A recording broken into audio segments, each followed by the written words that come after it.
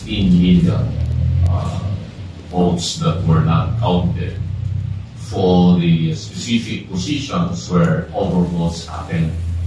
And this is the reason why I asked the COMELEC in my previous press conference about 4 days ago that please take a look at this statistics, this overvote of more than 16.8 million. Based on the COMELEC website, I got the figure from the COMELEC website, and it was really a big surprise. It's mind-boggling. Whereas in previous elections, the overvotes were only about less than 2 million or less than 1 million. Yet, why this thing happened using this new technology that was never introduced in any country in the world, was not accepted in other countries, but why in the Philippines we tried this technology, this software, this hardware for our election.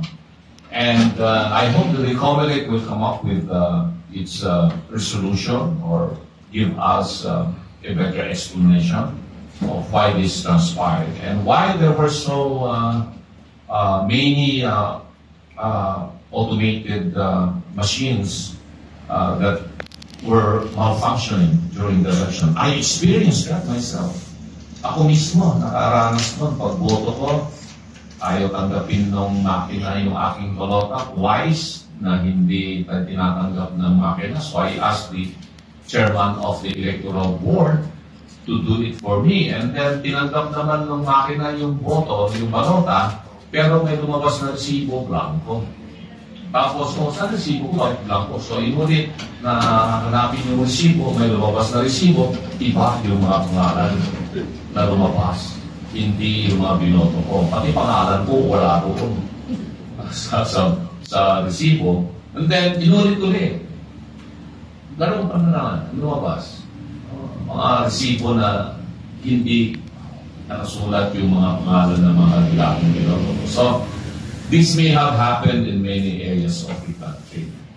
What I'm saying is that, well, I'm not claiming that I won the elections, although I'm thankful that there are more than 8.3 million Filipinos whose votes were counted in my favor. And I'm very thankful that they have given me the trust and confidence to at least possibly become their voice in the Senate.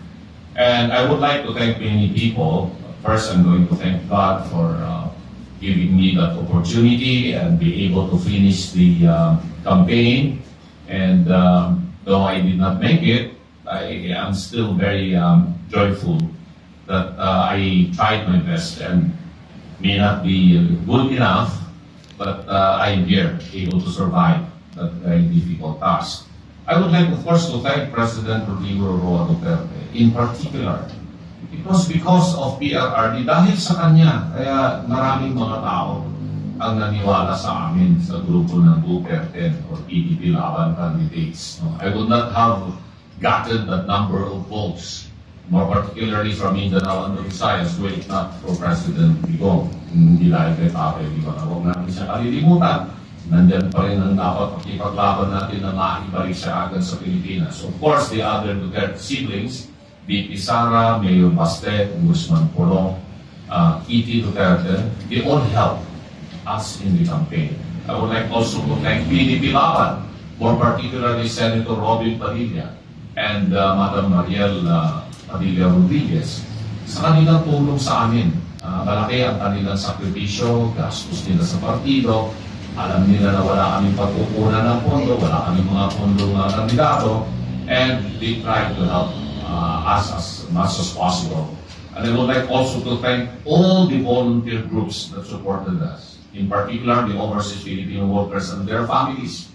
Nakita naman namin sa result ng overseas voting, absentee voting, anywhere in the world. Lahat kaming kandidato ng Duterte. Kami ang nandoon sa top 12. Andun kami na. I would like also to thank the Armed Forces of the Philippines and the Philippine National Police and some members of the media who voted under the absentee voting. The results based on what we have seen in the Comelec website, sinuportahan din po kami ng Armed Forces of the Philippines and Philippine National Police as far as the absentee voting is concerned. So, laking tulong din po sa akin yun. Of course, yung mga magsasaka na tumulong sa akin, marami po sa inyo ang tumulong po sa akin. My fellow farm workers. At lahat-lahat na lamang po ng mga Bisaya at mga Ilocano na talaga naman pong tumulong po sa akin. Maraming salamat po sa inyo. So, there are, sabi ko, hindi perfecto itong technology na ginamit dito. I hope that the new congressmen and senators or those who were re-elected to the same position, they have all the chance to take a look at our electoral political process. Massive ang vote buying. Alam na natin yun. Kita natin yun. More particularly in the party list. I'm sorry, Ma'am Nikki, na hindi nanalo yung kababaihan party list mo. Pero I have seen in many areas all over the country how massive vote buying is. Not just for the local positions, but even for the party list. Grabe ang vote buying. Pero parang blind eye na yung Comelec. Di na nila ito ina-actionan despite many reports at wala rin magawa yung kanilang mga field workers sa mga different municipalities. So, tignan siguro itong mga systemic corruption of our electoral process. Because if our election is corrupted, whoever become elected representatives of the people from the Senate or from the presidency down to the barangay officials, then how can you say that there is, political authority or can give mandate kung corrupted yung election because of like this, what I call massive, hindi na vote buying ito eh. Vote selling. Kasi yung butante, hindi lang siya pupunta sa isang kandidato eh. Yung kandidato, hindi na nga siya naghahanap ng mabibiling butante eh. Hindi na yung mismong butante na mismo ang pupunta sa mga kandidato para ibenta nila yung kanilang boto. And it happened all over the country. Grabe itong elections na ito. And of course, ginamit nila yung resources ng government, mga ayuda na walang katapusan. Kaya marami pa rin mga nanalong mga incumbent na mga local officials because of this systemic corruption of our political process. But for today, tapos na yan, sabi nga ni Madam Nikki, congratulate all the winners. We are hoping that they are going to perform their jobs pursuant to what is mandated by the Constitution and by our existing laws and regulations. And maybe pursuant to our faith as Christian nation or our Muslim faith na kailangan pagsilbihan natin ang bayan, ang mamamayang Pilipino na tama. For today, there is another very important topic that I would like to discuss with you. But before I go on to that, it has something maybe about elections. Kung meron pa kayong katanungan sa amin ni Ma'am Nikki, we would be more than willing to answer anything relative to the recently concluded electoral process. After that, the second part would be more about international relations. Because we are both here, Madam Nikki and I, we are both passionate for maintaining independent foreign policy of the Philippines. We should not be an enemy of any country in the world. We should be friends to everyone without putting the Philippines on the side of a particular power, because that would be detrimental to the interests of our nation and our people. In the last election, ginamit po yung issue sa akin in particular. I was singled out na huwag iboto yan si Lambino, huwag iboto yung mga ibang kandidato ng Duterte because they are pro-China. Pag binoto nyo yan, mga yan, sasakupin nila ang Pilipinas, ang China, sakupin nila ang Palawan, sakupin nila. At pag yan ang gusto nyo, huwag nyo na rin akong iboto, sabi ng isang kandidato. Di hindi siya binoto, talo tuloy siya, ako, tinalo ko pa siya sa election, hindi ba? Because, it was not really an issue na hindi dapat na lokohin natin yung mga butante. Lang may gusto na magiging pro-America ka o pro-China ka. or pro-Japan ka, or pro-Russia, pro-Ukraine. We are all pro-Filipino, pro-Philippines tayo. Pero ginamit sa akin yun in particular. Yet, I won over him. That's why I'm quite happy kahit talo, at least tinalo ko siya. In particular issue na yan. Well, Thank you. You 8 million people believe in you, and maybe 16 more million believe in you. Kaya lang nabila. Anyway, speaking of vote buying, Senator Nicky has a personal experience. Hindi lang po ako napakarami. I think every precinct in this country experience this. You cannot run in any elections unless you have some money. Diba? Kailangan pag tumakbo ka sa eleksyon, mabuti maintindihan ng tao ito eh. Ano ba itong ibig sabihin ng vote buying? Ngayon nga, vote selling. Nabanggit kanina ni Attorney Lapino. Hindi na vote buying, selling. Ano ba yung vote? Para bang dahil yan? Parang tinapa? Na pwede ibenta? Ganun na ba tayo? Is that how low we have gone? That's the question mark. Second, you cannot run in any elections unless you have a strong message. Ano yung gusto mong ibahagi sa tao? Ano yung pag-iisip na gusto mo na kampihan ka ng tao kaya iboboto ka? Yun ang importante. What do you stand for? Para sa akin, ano? This is important.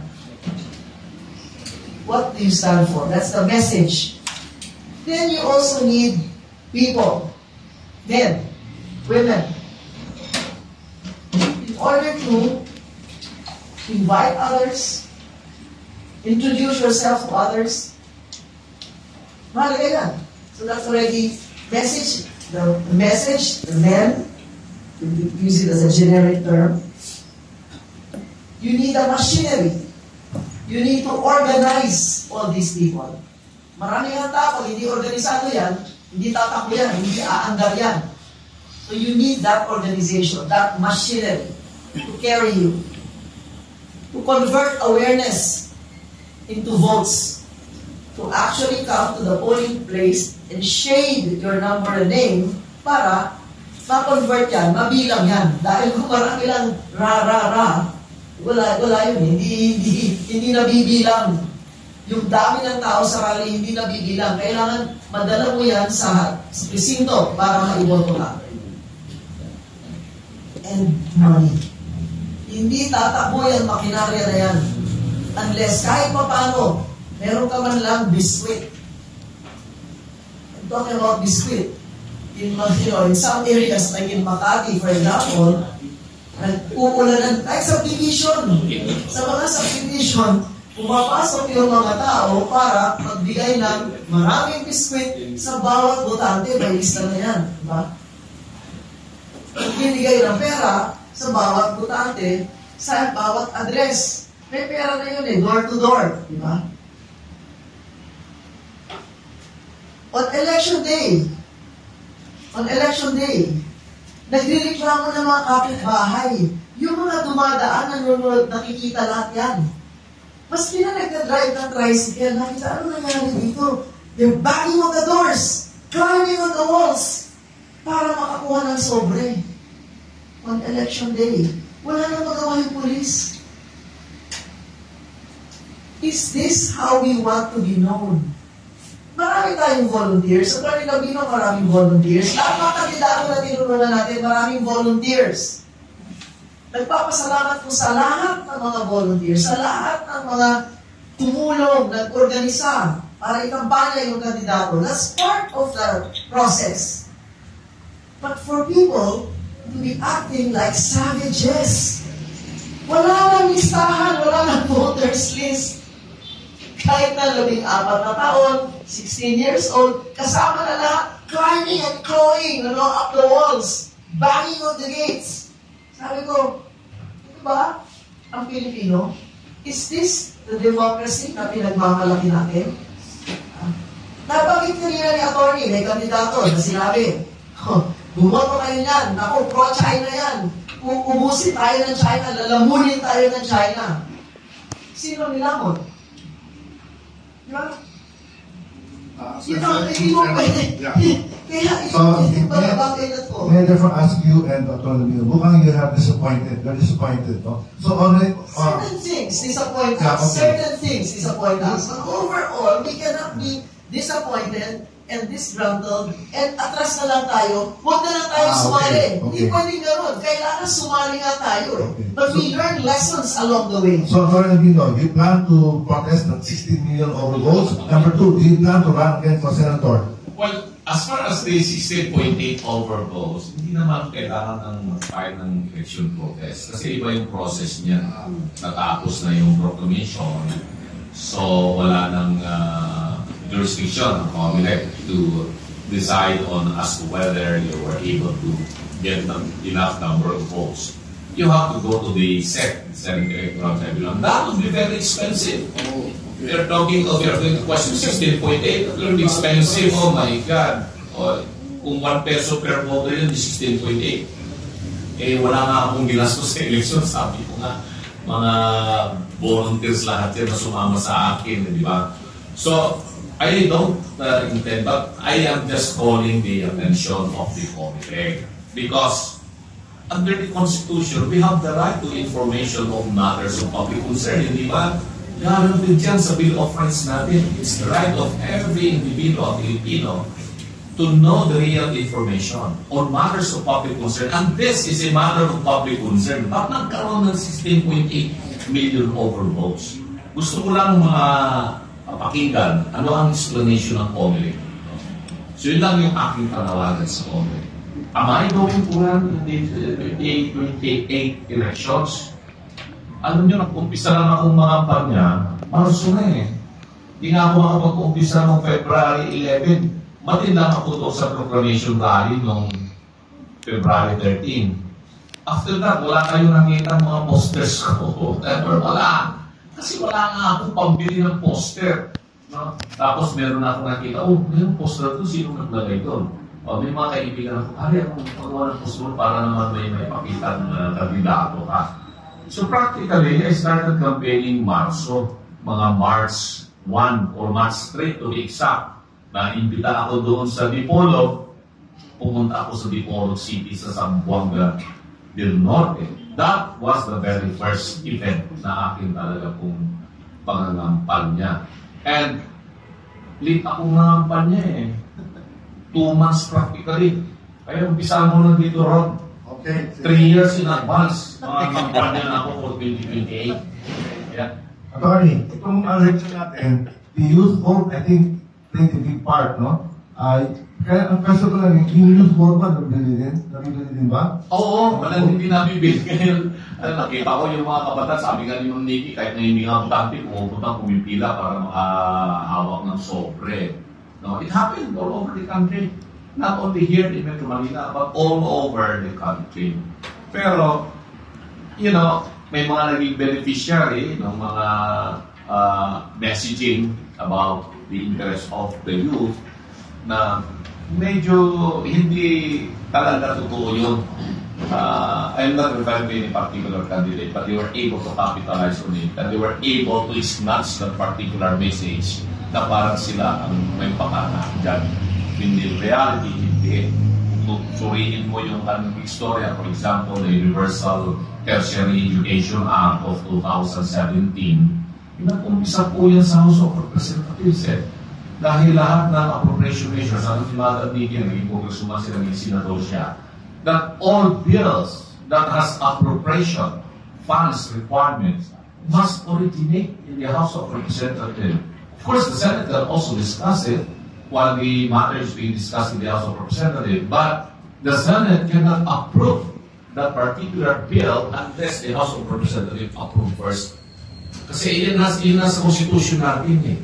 And, you know, there will be many things. Kung hindi yan priority ng nakaupong presidente, the sitting president will not give priority to a bill that would require massive amount of funds to be disbursed and to finance that particular program, it will never be approved. And in our party, the PDP Laban Party, of which I belong to, Si PRRD sinabi nga that would be one of our legacies, yung universal tertiary education. Na nagkaroon ng free tertiary education because of Digong, of Tatay Digong. Despite the objection of some of his economic managers, finance department, budget department, NEDA, who were all afraid na baka hindi masustain yan because it would require 100 billion pesos in order to finance a free tertiary education. But President Duterte said, no, we have to find ways on how we can fund this tertiary education because he believed that education is not an expense. Lagi niya sinasabi sa amin yan sa meeting namin that education should not be treated as an expense but an investment. The best investment that the country or the government can do is not infrastructure, fiscal infrastructure, but human infrastructure development. And education is the best investment that a country can do for its people. Yun ang totoong istorya niyan. Many people can attest to this. Bongo can attest to this. Popoy de Vera, who is the chairman of the CHED, until now, I think so, can attest to this. No? Kasi naalala ko nung mga panahon na yan, ang chairperson pa ng CHED noon was Patricia Juanan pa, yung una. Hold over siya until she was replaced by Popoy de Vera. So I know this story, but the matter is under the bridge.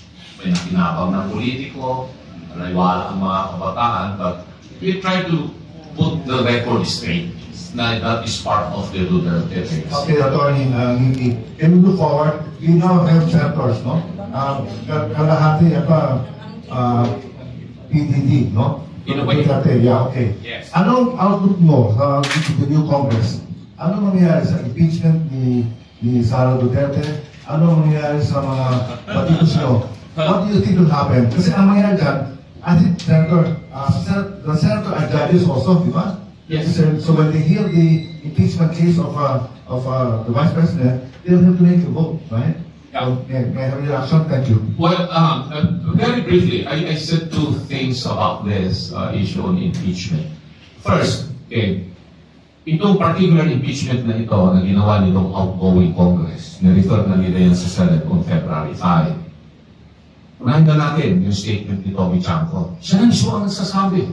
Maraming mga congressmen, marami yan sa kanila, public na sila sa impeachment dahil sa suhod. Pangako, nagkakaroon sila ng maraming kwarta.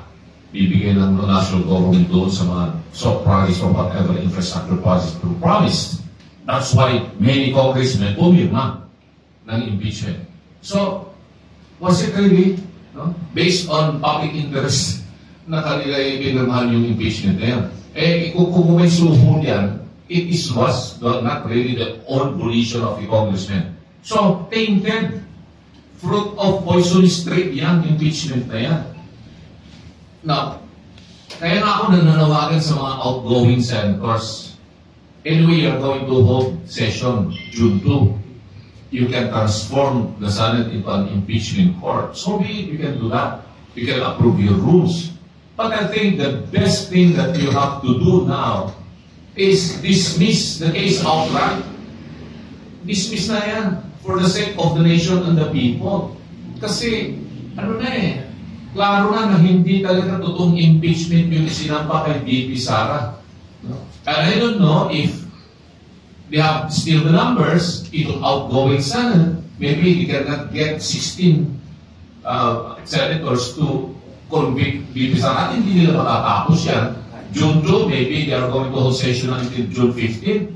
They are going to approve first the impeachment rules and then magpapadala ng summon kay VP Sara. 10 days yan ibibigay. Then, hindi pa nakakasagot si VP Inday Sara, wala na. Mag-adjourn na itong old Congress, itong 19th Congress, and then wait for the new Congress. And the new Congress will convene only on the 4th Monday of July. That is when we can say na ma-organize ang Senado at ang Kongreso. So if it's only during that time na i-revive nila itong impeachment, kung i-revive nila. Ang opinion ko kasi, itong impeachment case na sinampa noong February 5 is a product of the old or outgoing Congress. So it is a pending matter under the old Congress at alam niya limang higit. sa House of Representatives, pagdating ng June 30, wala ng House of Representatives. Completely not a continuing body. Sa Senate, kasi may naiwan na 12 senador, base doon sa mga decision ng Supreme Court, starting in the case of Mary versus Senate of the Philippines, Garciliano versus House of Representatives, Romero versus Estrada, and very recently, Arvin Palad versus the Senate of the Philippines. Sinabi ng Supreme Court, the Senate is a continuing body, despite the fact that there are only 12 senators that would be left in every Congress, but all pending matters in the Senate cannot be continued. No? It will be optional for the new Senate to take cognizance of all pending matters as if filed for the first time. So, yun ang rule. Kaya pag may nakapending na bill sa Senate, i-refund mo uli yan.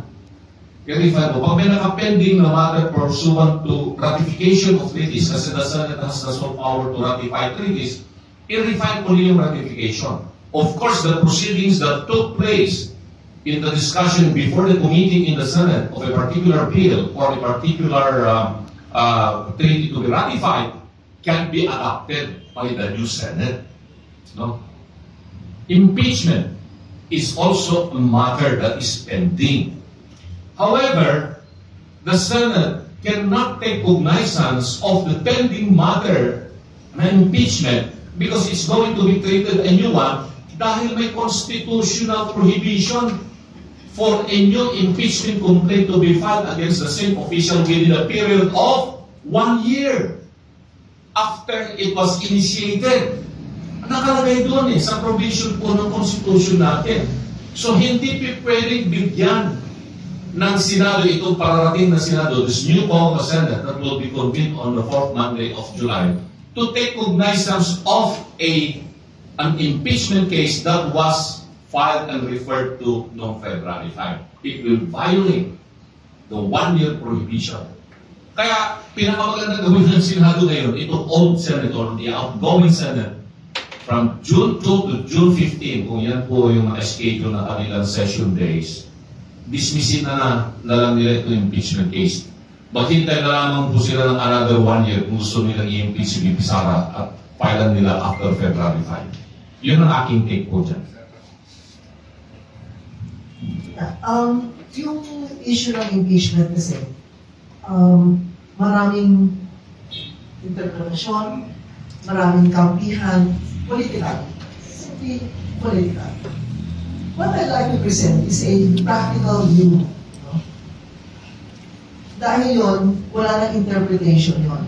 Pagka nagkaroon ng destabilization, pag nagkaroon ng pag-aalinlangan, ang negosyante, hindi makapagplano.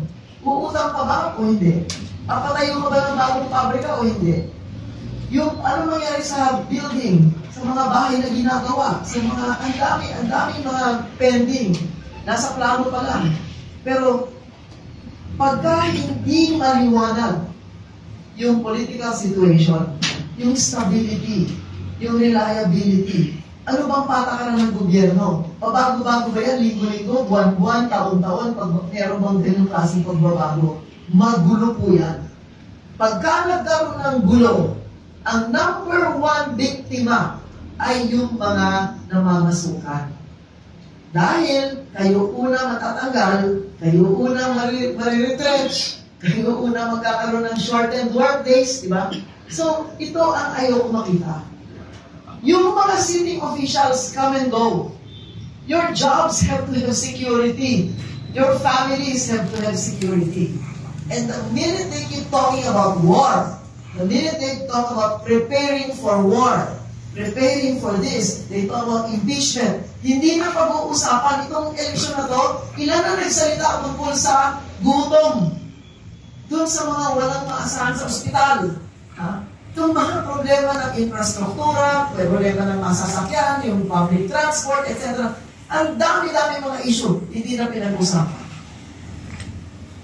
Ito po ang aking kinakatakutan. The politicians are going to survive or are going to fail, or are going to be obliterated, whatever it is. Pero paano yung tao? Yung tao. Yun lang inaasahan niya. Yung araw-araw niyang kikitain. At mawawala yan dahil yung pagbibigay noon, hindi malaman kung meron ba akong kikitain para bayaran yung interest ko sa bangko, o yung aking fasilidad, yung aking pabrika, o yung aking pinagkakakitaan ay mawawala na lang. So this is my concern. I am afraid of this. The more they talk about war, because China will invade us, mga ganyan, yung ganyan pananakot, ang unang matatakot, negosyante. Ang unang matatakot, negosyante. Those who have something to lose. And those who have something to lose can afford to lose it. But we cannot afford, as a people, to just keep quiet and just accept and just pray. Hindi yung mangyayari yan. Yung gusto natin, hindi mangyayari. We have to ensure stability, peace, in order to attain development, in order to attain hope, yung para meron na lang tayong pag-asa.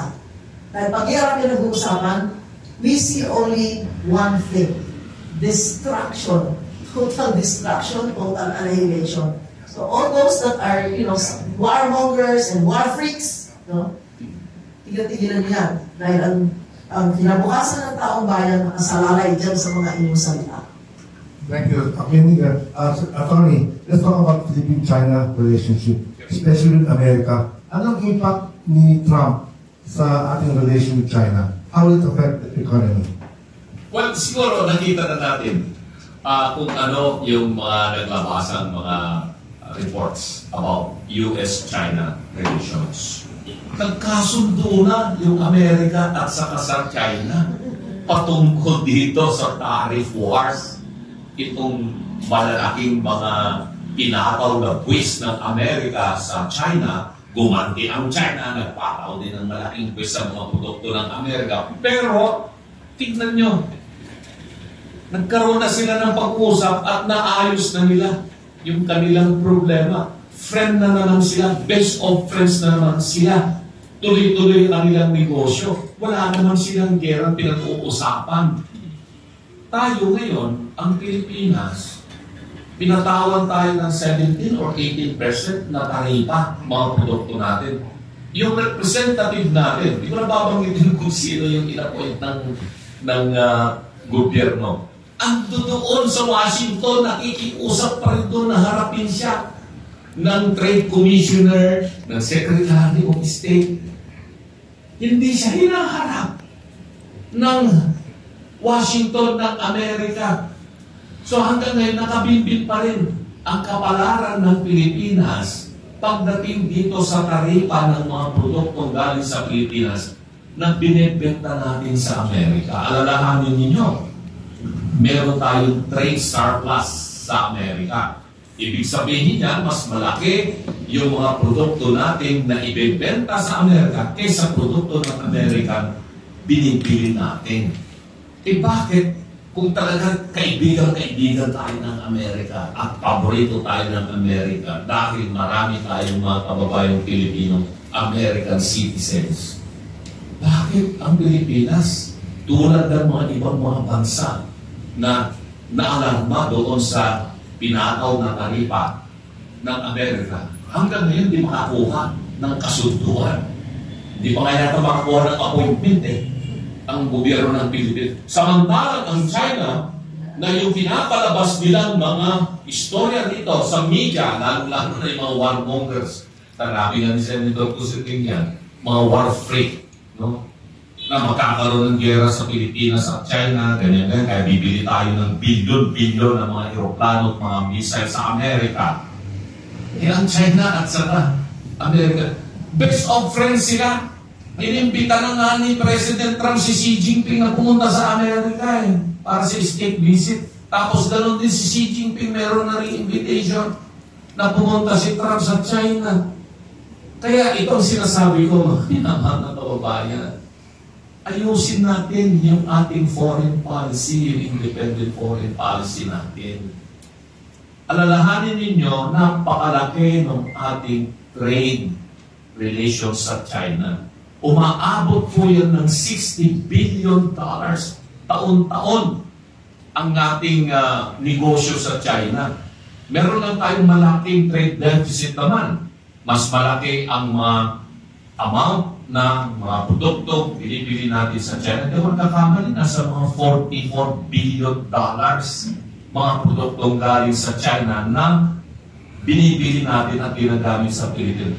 Magmula dyan sa inyo mga sapatos, mga damit, mga cellphone, etc., etc., lahat po yan galing sa China. Tapos tayo naman, may binibenta tayo sa China, umaabot din ng mga $12 to $14 billion. So, ganyan kalaki yung ating trade volume ng negosasyon natin sa China.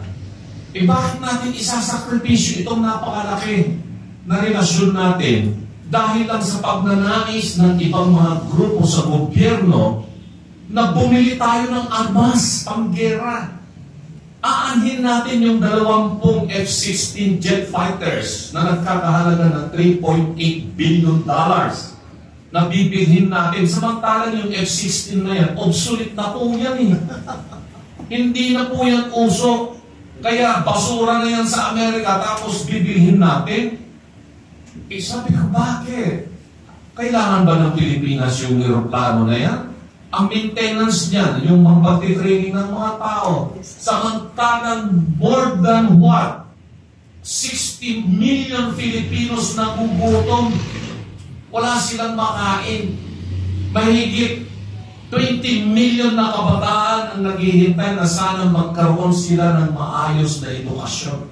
Gamitin na lamang po natin yung 3.8 billion na yan para sa ating mga kababayan. Tapos bibili pa tayo ng missile. No? Bibili tayo ng missile sa India, bibili pa tayo ng missile sa Amerika. Kanino yan gagamitin? Laban sa China? Nakita natin ang nangyari sa Pakistan at sa India lately. Yung nangyari, aeroplano ng India, napakamodernong aeroplano ng India. O anong ginawa? Isang missile lang, 2 missile lang, bagsak yung aeroplano na yan. Saan galing yung missile na yan na ginamit ng Pakistan? Galing ng China. Hindi natin kailangan po makipagbira kahit na anong bansa. At ako nasisiguro, hindi magkakaroon ng gera ang Pilipinas at China. Pero, alalahanin natin, huwag natin isurrender yung West Philippine Sea sa China. Ipaglaban po natin yan dahil atin yan eh. Under the UNCLOS. Atin yan under the Arbitral Tribunal Award. Pero, sa pag-i-implement ng karapatan natin, daanin natin sa mapayapang usapan. At maraming mga paraan sa ipag-usap diplomatically. Hayaan natin yung ating Department of Foreign Affairs. Hayaan natin yung ambassador natin sa Beijing. Ang galing-galing niya, si Ambassador Jaime Flor Cruz. At saka yung mga officials po ng Department of Foreign Affairs. Undersecretary S. Lazaro, napakagaling. Sila yung merong kapangyarihan. Bigyan natin sila ng full diplomatic authority na makipag-usap ng maayos sa China. At palagay ko ang China makikinig po yan. Pero pag tatakutin mo at sasabihin, meron na kaming 20 parating na jet fighters na F-16 sa Amerika. Meron kaming 200 missile na binili sa India, ASCOS at saka BrahMos missile. Meron kaming Typhoon missile na dinala na ng Amerika rito, nakadeposito dyan sa Ilocos na pipili namin gamitin. Pinagtatawanan lang tayo ng China niyan. Sabi ko nga, kung gusto natin maging modernize yung ating armed forces, yung military natin, yung security natin, umpisahan muna natin. Huwag na tayo mag-manufacture ng aeroplano at saka missile. Drone na lang, drone. Umpisahan po natin yan. I-open lang natin yung Foreign Investment Act, yung Foreign Investment Law. Tanggalin natin yung nasa red list or negative list ang tawag po dyan. At payagan natin yung foreign technology Israel, kung Israel bilib tayo sa kanilang drone, mag-invest sila dito sa Pilipinas para sa manufacturing ng drone. Dahil sa ngayon, yan ang pinakamadaling gawin, yung drone. At napakamoderno ng mga drone ngayon. hindi magkakaroon pa tayo ng kita mamodernize yung armed forces. Isa tayo bibili ng missile at saka mga aeroplano na hindi natin magagamit. Question? Sir, Jameson po ng Ezra News. Balik lang po dun sa post-election assessment. First question po kasi nung 2025 campaign, lumabas yung narrative laban sa mga tinawag na pro-China candidates na huwag daw iboto ang mga may simpatya sa China. Pero ironically, hindi rin pinalad makapasok sa Magic 12 yung senador na pinaka-vocal tungkol dito. I would like to address this question to Senator Nikki. Ma'am, sa tingin niyo po, naging effective ba o hindi ang ganitong klaseng messaging? Obviously, sa resulta ng eleksyon, hindi ito naging efektibo. Ang nangyari lang, nagkalat lang sila ng nagkalat lang sila ng pananakot, pag-aalinlangan. That was all that was garnered from that kind of a campaign. Let's not forget, if you look at the maybe top 2,000-3,000 companies, even small and medium scale, industries, marami dyan, Filipino-Chinese ang nagpapatakbo, ang nagmeme-ari. Some of these companies date back many generations. These are companies that are providing employment for millions of Filipinos. And those millions of Filipinos know that for so many years or even generations, as I said, their families have relied on these factories. Hindi na nila tinitignan ito, but Filipino-Chinese, saan ba? Kaya naman dumating yung Chinese na yan? When did they arrive? Was it last year, 2 years, 10, 20, 30 years ago? Doesn't matter. Hindi magkakaroon, isipin lang natin, hindi magkakaroon ng 100 mall ang SM kung hindi Pilipino ang bumibili dyan, ang pumapasok dyan. Hindi magkakaroon. Ang gaano kadaming mga pabrika ng pagkain, pabrika ng damit, pagkain, lahat ang maisip mo. Diba? Yung retail na lang, isipin nyo.